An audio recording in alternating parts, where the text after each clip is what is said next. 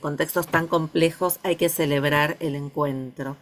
Yo voy a compartir pantalla. Me toca un desafío que no es fácil, que es en 20 minutos sintetizar deudas y desafíos de la educación superior. Eh, Voy a empezar por las deudas o algunas deudas y plantear algunos desafíos y en todo caso dar espacio si hay preguntas para construir algo de este diálogo que estas jornadas inspiran y nos permiten justamente construir. Entre las deudas, seguramente dirán, no son novedosas, pero justamente lo que persiste como deuda es complejo y son estas inequidades diversas.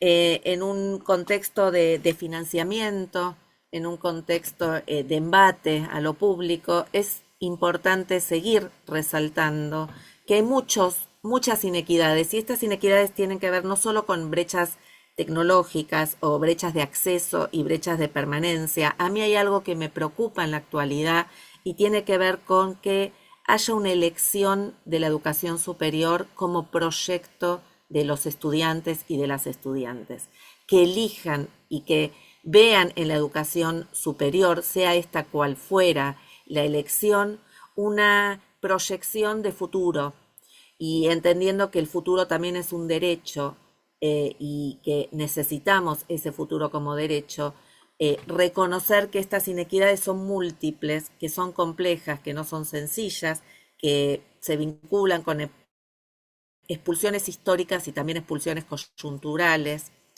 Por otro lado, esta visión de comunidades fragmentadas. Hay muchísimas redes hoy, la red de cátedras de didáctica es una, la red TA, red Alfamed, hay millones de redes que no conversan, que no dialogan, en las que uno o una como docente está y participa, y esto también es interesante. ¿Qué implicaría una comunidad de diálogo de estas comunidades que existen?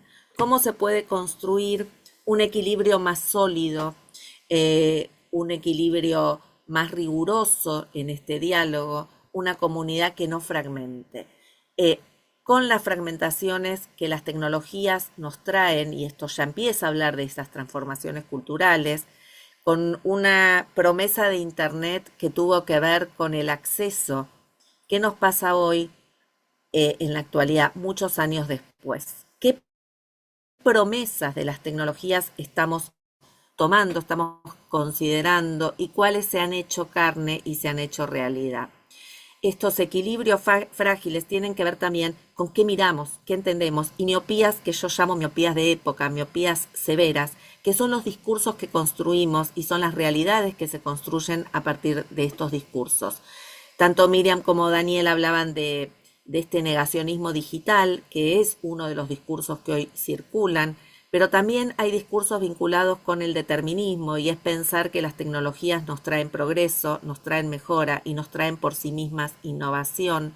Estos discursos deterministas, estos discursos solucionistas también, que piensan que en la tecnología está la resolución de problemas pedagógicos, de problemas institucionales, de problemas políticos, son discursos miopes, porque no entienden la complejidad de esta transformación cultural, pero también de una lectura de época. Los negacionismos digitales, los solucionismos, los determinismos, lo que no están mirando es que las tecnologías hace tiempo están presentes, es algo que no tengo que ni explicar, pero por otro lado nos impiden un desafío que para mí es crucial y es poder leer la época e hipotetizar qué sentidos va a tener la universidad, la educación superior en su conjunto. A mí estoy trabajando con una idea que me quita el sueño, como hubiera dicho mi maestra Edith Litwin, que es Castells en 1999 escribió la trilogía de la Sociedad de la Información y él anticipó en esa trilogía que los datos iban a ser un bien económico, un bien de intercambio. Y hoy asistimos a una época en que todas las plataformas en las que nos movemos más las huellas digitales que dejamos, que son la base que hoy conforma esa gran base de datos de la inteligencia artificial generativa, los datos iban a ser un bien económico. Leyó una época, muchos años antes de que esto aconteciera como realidad. Y a mí me interesa, frente a estas miopías que son una deuda, porque tenemos muchísimos reduccionismos de comprensión respecto de estas tendencias que son políticas, que son culturales, que son epistemológicas, no solo tecnológicas, que también son pedagógicas, poder leer la época y anticipar frente a todos estos escenarios culturales que tenemos, con estas tendencias que ya existen, hipotetizar cuál va a ser el sentido de la educación superior, qué jóvenes tenemos que formar, para qué sociedad, con qué ciudadanía, si estaba clara esta ciudadanía en 1880 porque había un modelo de país, cuál va a ser ese modelo de país, cuál va a ser ese modelo de sociedad. De alguna manera leer la época o participar de un debate respecto de cuáles van a ser esas hipótesis y esas anticipaciones de futuro para volver a pensar ese futuro como derecho. Y en este punto poder diseñar escenarios alternativos, jugarnos por escenarios más distópicos, porque hemos visto también que esas distopías, esas series distópicas, esos relatos, esas narrativas distópicas o parte de esas narrativas distópicas hoy también son realidades.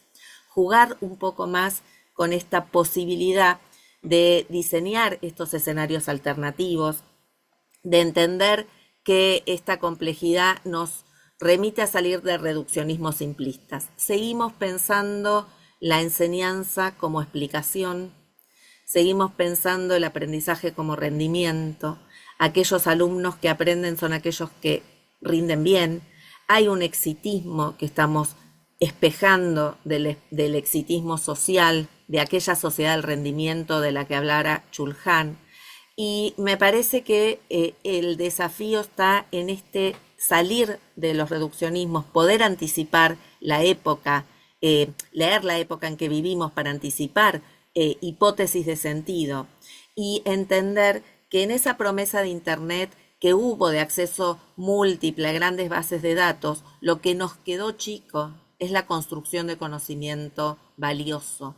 Hemos solapado mucho tiempo, no solo esos discursos que crearon realidades simplistas, sino que hemos solapado la información con el conocimiento, hemos construido carreras extensas, currículum extensos. Nadie renuncia a ningún contenido porque cree que su contenido es el más valioso y esto ha llevado a multiplicar también la información que damos. En esta idea de espejo que estoy trayendo respecto de las tendencias tecnológicas y de las mismas transformaciones culturales, lo que hicimos es reproducir un modelo que también criticamos. Los programas no señalan que es relevante, no diferencian lo relevante de lo irrelevante y pretendemos que nuestros estudiantes construyan piezas de conocimiento con sentido que les permitan insertarse en un contexto de continua transformación. Queremos sujetos críticos, queremos sujetos que tomen decisiones, que puedan formular buenos prompts y buenas preguntas a la inteligencia artificial y tenemos que preguntarnos dónde se forman esos jóvenes. ¿Qué estrategias, qué propuestas les damos para una construcción de preguntas valiosas, que lleguen a un doctorado pudiendo preguntar una buena pregunta, formular una buena pregunta de investigación? Esto también, este emerger de conocimientos valiosos, de evaluaciones relevantes, donde no repitan esa información, donde puedan jerarquizar la información relevante, donde puedan formular buenas preguntas, sigue siendo un desafío. Y pensar que en el marco de estas transformaciones digitales seguimos sosteniendo que los desafíos tienen que ver con, las deudas tienen que ver con inequidades y fragmentaciones, que los desafíos siguen teniendo que ver con cuestionar el sentido de nuestro quehacer didáctico en una universidad que muta, porque también tiene que mutar en relación con esas transformaciones culturales, me parece en sí mismo una deuda. Seguimos teniendo deudas históricas que no son solo políticas, sino que también tienen que ver con deudas epistemológicas, deudas de sentido y deudas pedagógicas. Y por eso me parece relevante en estos encuentros señalar, y ahora voy a ir a un 4-3-2-1, que es un juego que me hice a mí misma para esta síntesis, empezar a señalar algunas de estas visiones o algunos de estas complejidades. El 4 lo llamé 4 imperativos de época. 4 imperativos no son imperativos categóricos, no son kantianos, pero sí tienen que ver con lo que me parece que seguimos teniendo como desafío, como comunidad de práctica, que piensa la enseñanza, porque quienes están acá tienen el deseo de mejorar sus prácticas de enseñanza. Conozco a muchísimos y muchísimas de los que están acá y sé que es esto también lo que los motiva a seguir pensándose como docentes, aún después de tantos años de docencia.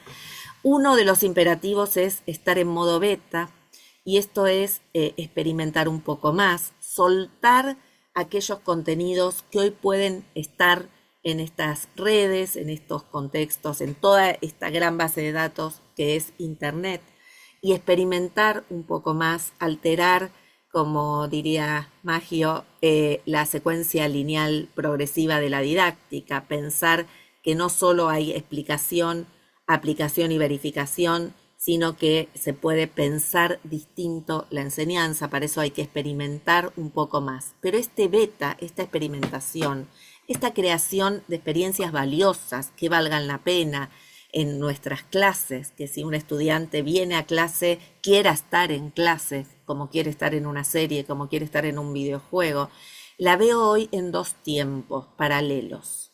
El tiempo coyuntural y el tiempo a largo plazo. Tenemos un desafío enorme ahí en relación con los tiempos.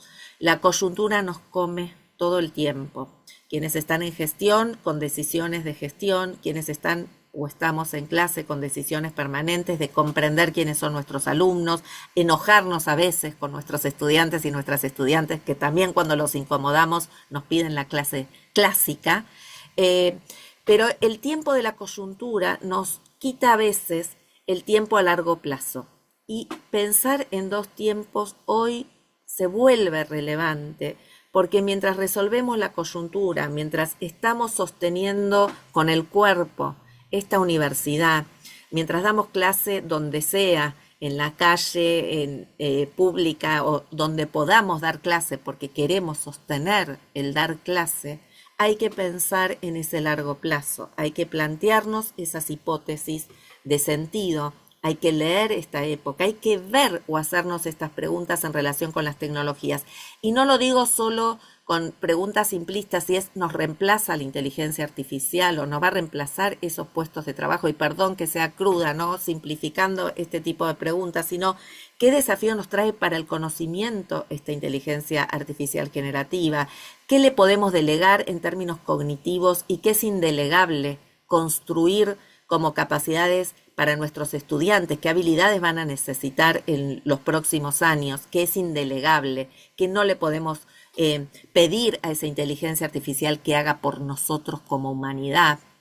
Y frente a la predictibilidad que ejerce, frente a estos modelos y patrones que ejerce, ¿qué modelos y patrones tenemos que construir con nuestros estudiantes de pensamiento crítico? Este 2 tiempos es vital y para mí es parte de este imperativo de época. Los aprendizajes profundos, los aprendizajes a largo plazo. Yo estoy pensando quizás cada vez más, cuando uno se aproxima a la edad de jubilación, piensa también en su historia académica y en su historia como estudiante, qué experiencias me marcaron como estudiante, qué experiencias me llevo de mi paso por el sistema educativo, no solo en docentes memorables que me marcaron positivamente, sino experiencias que para mí valieron la pena. Y no son tantas.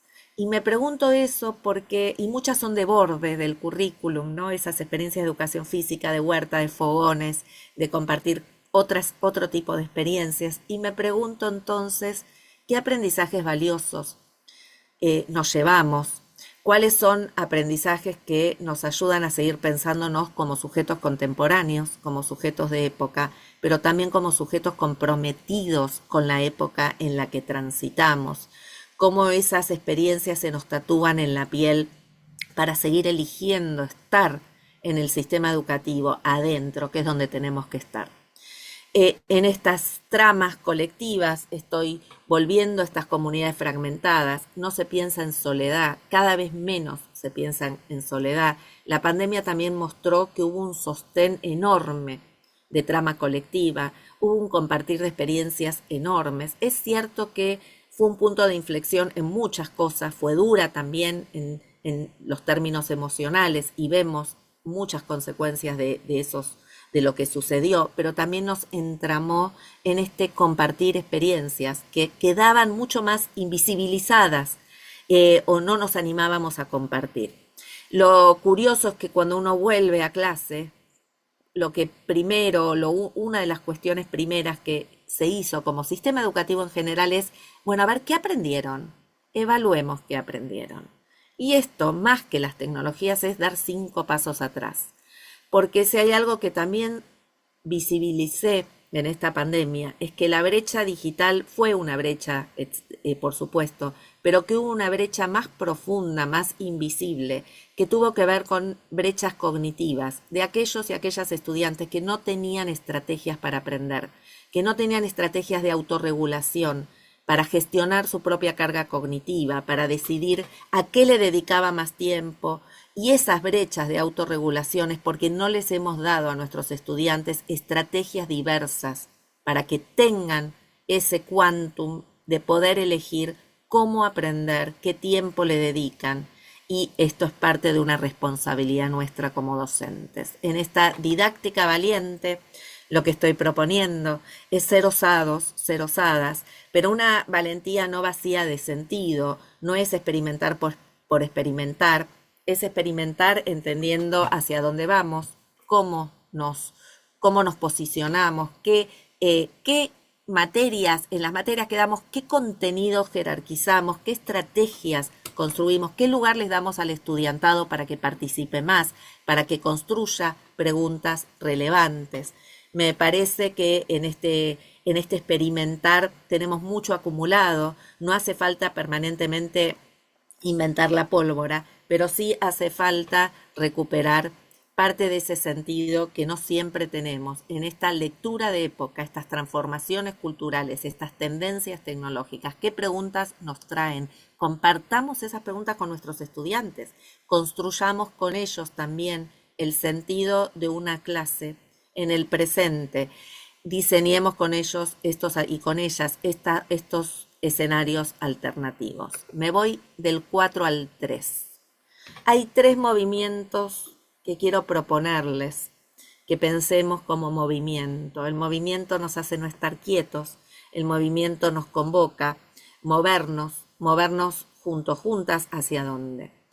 El primero es del rendimiento exitista a aprendizajes valiosos. He estado señalando esto. Hay una mirada en estas transformaciones culturales, también hay miradas sociales que son difíciles, y una de ellas es este rendimiento exitista. Nuestros estudiantes también buscan ese éxito, que a veces está en ser influencer, en tener seguidores, en pegarle con algo. Tiene que ver también con esta mudanza que hacen, a veces no terminan las carreras, trabajan antes, se mudan de una carrera a otra, o no vislumbran que, por ejemplo, la universidad es su futuro, y esto también lo tenemos que leer. En algún momento perdimos ese eslabón de diálogo con los jóvenes, con las jóvenes, que no vislumbran que su futuro puede estar en una carrera, por ejemplo. Y lo quiero decir porque forma parte de una sociedad que está vinculada al éxito, y el éxito entendido en unos términos de rendimiento. Por eso llamo, convoco a que pensemos cómo salir nosotros mismos de ese rendimiento exitista a aprendizajes valiosos. Muchas veces, sin darnos cuenta, nuestras evaluaciones también se vuelcan hacia ese rendimiento, hacia ese exitismo. En el camino se perdió la autoconfianza de nuestros estudiantes, de nuestras estudiantes, se perdió la creatividad, se perdió la trama colectiva de la que estoy hablando, se perdieron muchas cosas que no queremos perder. Así como les preguntaba qué es indelegable, qué funciones cognitivas, sociales y epistemológicas no le delegamos a esta inteligencia artificial generativa que como metatecnología produce, genera, predice, que no le delegamos. También qué podemos preguntarnos respecto de nuestros propios proyectos pedagógicos, qué priorizamos y qué no priorizamos en nuestras propuestas y apuestas didácticas.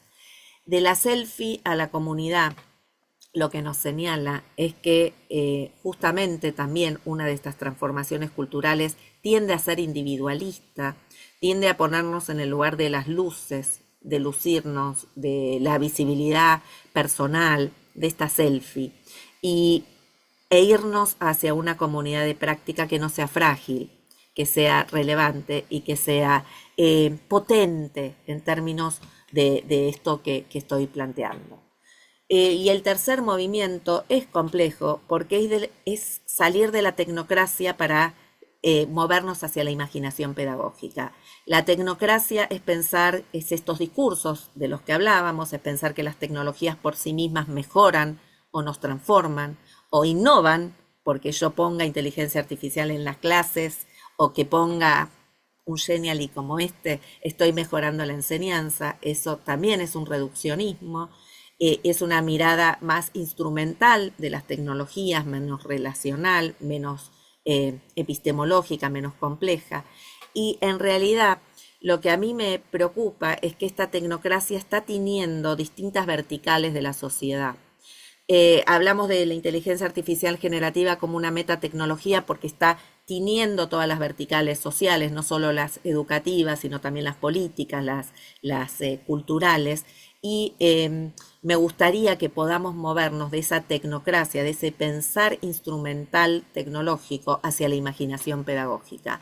Creo que estas jornadas son justamente una ventana para eso, porque lo que nos mueve es esa didáctica y lo que nos mueve es la imaginación pedagógica. Ninguna tecnología nos va a permitir imaginarnos lo que la didáctica no permite. Imaginar qué clase soñamos, imaginar qué proyecto pedagógico tenemos para la educación superior es algo humano, es algo que podemos trabajarlo desde esta humanidad aumentada con las tecnologías, por supuesto, con la inteligencia artificial también, pero en última instancia es un ejercicio de imaginación humana. Me voy al 2 y voy de acá cerrando para dar lugar a aperturas si hay preguntas. Y son dos metáforas. Estas dos metáforas que van de esos 4 imperativos a esos 3 movimientos, estas dos metáforas, una es del prisma. El prisma lo que nos permite es por un lado reflejar, pero por otro lado expandir. Lo que reflejamos es lo que quiero controvertir. ¿Cuáles de estas transformaciones culturales estamos refractando, reflejando, pero no dejando penetrar en nuestro campo para que se transforme la enseñanza? Esto que yo les decía, ¿qué espejamos? Espejamos currículum extensos que no seleccionan información relevante, que no crean tampoco una jerarquización que hoy es necesaria para la comprensión. Queremos estudiantes que comprendan consignas, pero nosotros mismos no estamos tomándonos el trabajo de jerarquizar nuestros propios programas, nuestras propias experiencias, nuestros propios desafíos. El prisma lo que hace es reflejar en múltiples sentidos y en múltiples sonidos. Y en este punto me parece que es sumamente y es muy importante entender que necesitamos no solo reflejar, sino que necesitamos también transformar. El tiempo muchas veces se agota, el tiempo se nos agota por cansancio, por agobio. Hay algo que estuve diciendo, que estuve transmitiendo mucho, y es que el tiempo está en disputa. Hoy disputamos los tiempos que disputamos son los tiempos con las tecnologías, porque la atención de nuestros estudiantes está multiplicada y está fragmentada en este tiempo online, offline, está disputada de manera permanente, pero también es mucho el tiempo que pasan en nuestras aulas y pasan en nuestro sistema educativo en general. ¿Qué hacer con ese tiempo? ¿A qué dedicarle ese tiempo? ¿Con qué afán, con qué sentido, con qué construcción es uno de los desafíos que planteé y es uno de los desafíos que dejo. El tiempo que tenemos es muy valioso. ¿En qué sentido? ¿Para qué miradas? ¿Para qué propuestas lo vamos a pensar y lo vamos a proyectar? Y me voy entonces a un gracias, que es el final del 4-3-2-1. El 1 es un gran gracias por dejarme compartir algunas ideas que son solamente reflexiones, que son miradas y que son justamente para discutir, para debatir y para seguir pensando colegiadamente. Muchas, muchas gracias.